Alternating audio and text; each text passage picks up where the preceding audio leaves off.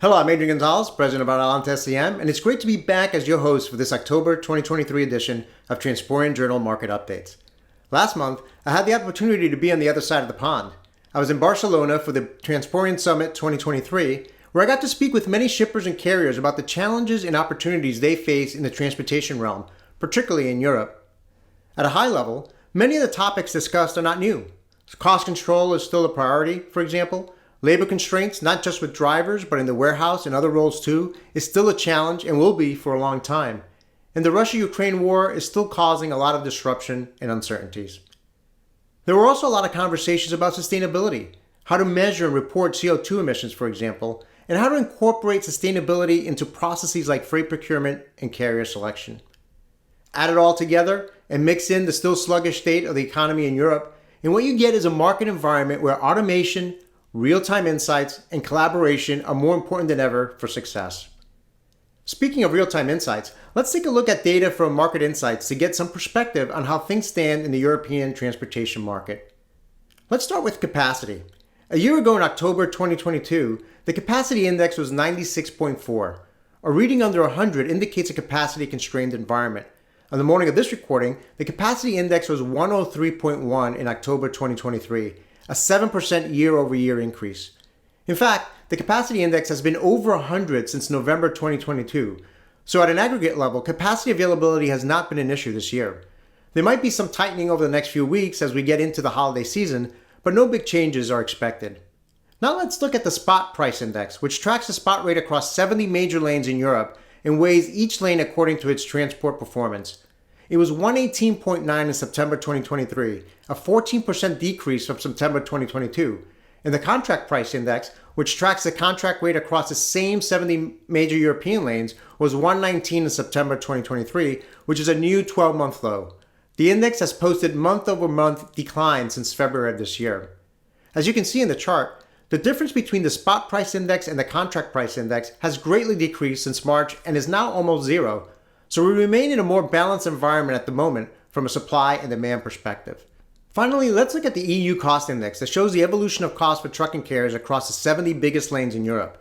It aggregates data into 5 clusters, which represents the 5 biggest cost factors for carriers: driver costs, fuel and AdBlue, vehicle, toll, and services, and sums it up into a single index via a total cost of ownership calculation model. The index has a baseline of 100, which represents the average cost seen in the last 2 quarters of 2019. This means that values larger than the baseline represent an increase in costs. The cost index is forecasted to be 117.46 in Q3 2023, a 1.7 point decrease from Q3 2022. The decrease was primarily driven by a drop in fuel and AdBlue costs over the past year. That component of the index has decreased from 37.48 in Q3 2022 to a forecasted 29.74 in Q3 2023. However, as reported by Reuters on September 22nd, Russia announced that it, quote, temporarily banned exports of gasoline and diesel to all countries outside a circle of 4 ex-Soviet states with immediate effect in order to stabilize the domestic market and tackle a fuel crunch, end quote. Due to sanctions imposed as a result of the Russia-Ukraine war, the European Union does not import fuel from Russia anymore, but as Anna Kubin reported in CNN, quote, the EU still needs a steady flow of Russian diesel to global markets to keep prices stable, end quote. In addition, the tightening of crude oil supply due to production cuts by Saudi Arabia and Russia will continue to put upward pressure on prices too. In short, there are plenty of risks and uncertainty concerning oil and diesel prices in the near term. All that said, the cost index remains significantly elevated compared to 2 years ago. Therefore, carriers need to keep finding ways to manage costs and remain profitable in this relatively soft environment until freight demand and rates pick up again. When will that happen? Nobody can say for sure, except that it probably won't be anytime soon. As I've said in previous episodes, the first step in dealing with uncertainty is to stay informed, and the more detailed and real-time the information, the better. This brings me to one of the innovations announced at Transporeon Summit, Rate Benchmark, which allows companies to benchmark their contracted rates against the market. To share some insights on this new solution and its use cases, I'm excited to welcome Mathias Kissig, Product Manager, Market Intelligence at Transporeon, to join me on the program today. Mathias, thank you for making the time to be here. I guess first question, what is Rate Benchmark and how does it work? And most importantly, how does it deliver value to users? Thank you, Adrian, for the introduction and for the great Transporeon journal content. Hello, everyone. Today, I want to show you our latest innovation in market insights. It's called Rate Benchmark. This new module helps shippers, carriers, and logistics service providers to discover risks and find opportunities in their networks for FTL road transports executed via contracts. We achieve this by analyzing the lanes and contract rates of a customer and comparing the average contract rate on the market against them on postal code level, so you get the most precise insights possible. Let's have a look at how this works in the product. Switching to the product. Here we can see the new module in Market Insights. We have here the network of a customer. It is a demo customer, but as you can see that all the lanes are there on postal code level together with the transports of the customer and their own rates. Our market is represented by the market rate and an accuracy indicator that notes how many transports we have seen on that lane, how volatile is that lane, and how kind of precise was the geographical coverage. And then we have the benchmark metrics, which tells you the difference between the customer's rate and the market rate in absolute and in relative terms. And we also calculate the impact, which represents the difference multiplied by the transports, and it tells a shipper if they are spending more than the market on that lane or if they're saving money. And for a carrier, it denotes a saving potential or an earning potential, depending on kind of like how you look at it. And you can also go even deeper into this data just to kind of fully analyze where the data is coming from and if it's a seasonal trend or if it's kind of like something that is a long-term development, so that a shipper looking at the lane can really decide, is this something where I maybe need to renegotiate with a service partner?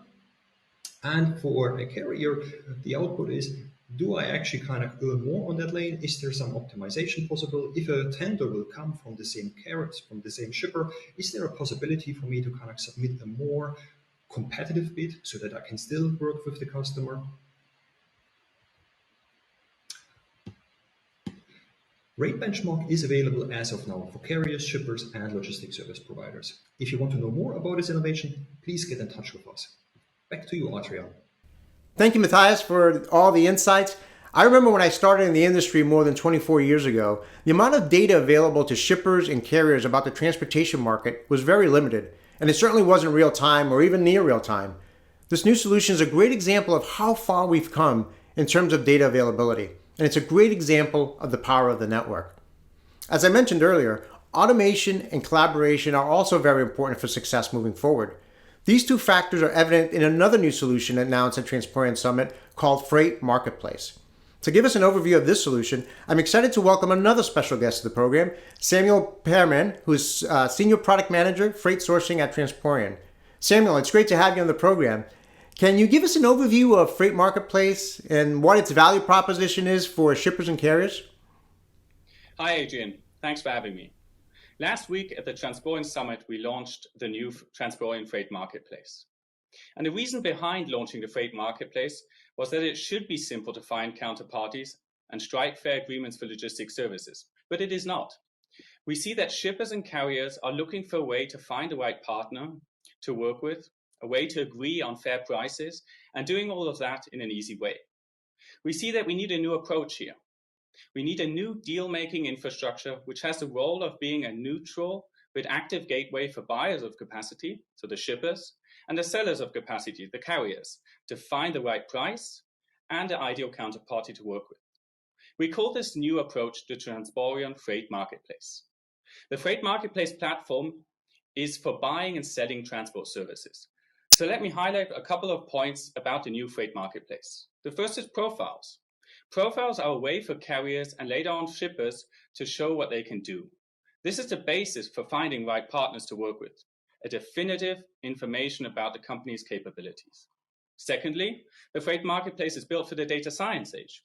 This means we're able to extract insights from the interactions on the Freight Marketplace, which we can use to help our shippers and carriers to make data-driven decisions. Furthermore, this allows us to produce better analytics and visualizations of the data. And it also means every event has the same structure. which is a high benefit for carriers when evaluating and responding to events, and it increases the speed of replies. Another benefit is if we can include rate benchmarking. This means pulling in accurate market prices into the procurement events to help our shippers and carriers make the right decisions. Last but not least, there's the cost. The marketplace is free for shippers to use. So it's not as much a question about buying the tool, it's more a question about using the tool. On the carrier side, there's a low monthly fee as a cost for using the freight marketplace. The freight marketplace is currently focused on road mini bids, so events with one lane. This will be expanded over time to include more modes and multi-lane events. To sum up, in the past, it hasn't been simple to find counterparties and strike fair agreements, but with the new freight marketplace, it is. Thanks for listening, and back to you, Adrian. Thank you, Samuel, for the overview. Again, this is another example of how far we've come in the industry. I remember the many marketplaces and exchanges that emerged during the dot-com era in the late 90s and early 2000s. Most of them failed because they tried to completely disrupt the industry and disintermediate key players. What's clear is that the formula for success is not based on disruption, but on helping shippers and carriers develop strong partnerships and work more efficiently, intelligently, and collaboratively with each other. So we're nearing the end of another year. What are some key takeaways from 2023 that we can apply in 2024 and beyond? Together, we can probably come up with a long list, but here are 3 takeaways that rise to the top for me. First, yes, there is a lot of hype surrounding AI, and there's also a lot of reality. It seems like everyone is talking about AI today, especially generative AI, since ChatGPT was made available to the public last November. There's also still a lot of confusion in the industry about AI and how it can be used in supply chain logistics operations. Back in January 2023, we asked members of our Indago supply chain research community, who are all supply chain logistics executives for manufacturing, retail, and distribution companies, how would you characterize your knowledge or understanding of AI?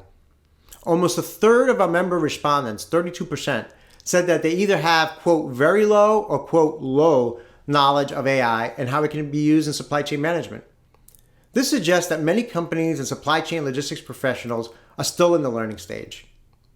That said, virtually all supply chain logistics technology companies continue to invest heavily in this area.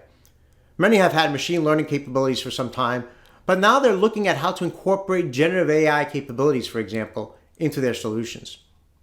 If you're looking for AI use cases in transportation, check out the video interview I conducted in August 2022 with Vincent Versi, supply chain consultant at Nestle, and Jonah McIntyre, chief platform officer at Transporeon, where we discussed the use of AI, machine learning, and behavioral science in enabling autonomous procurement.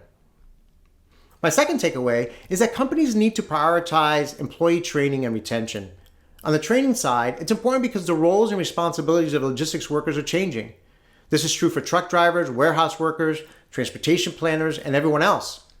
A lot of this change is being driven by technology, like AI, robots, and autonomous trucks. It's important to recognize that logistics workers have concerns about these technologies, especially about losing their jobs. Therefore, companies need to address these employee concerns upfront and support them with proper training and growth opportunities in order to ensure success. And my third takeaway is that what I said last year is truer than ever heading into 2024. Companies need to expand their definition of end-to-end supply chain visibility beyond tracking shipments, orders, inventory, and assets in motion. Moving forward, the definition must also include having visibility to the greenhouse gas emissions across your supply chain, including Scope 3 emissions. Why? Because it's becoming a legal requirement. Here in the United States, for example, the legislature in California passed a bill in September that will require large companies that do business in the state to disclose all greenhouse gas emissions associated with their operations, including Scope 3 emissions. Assuming the governor signs it, this will effectively become a national requirement for large companies. And in April of this year, the European Union's Parliament approved legislation to tax imports based on the greenhouse gases emitted to make them. So you can say a new type of trade war is beginning, this one based on carbon emissions. In short, whether it's driven by regulations, trading partners, shareholders, employees, or consumers, it's abundantly clear that sustainability is transitioning from being something companies do voluntarily to something that's becoming mandatory. Well, that's it for this edition of Transporeon Journal Market Updates. Thank you for watching, and I look forward to catching up with you all again in 2024.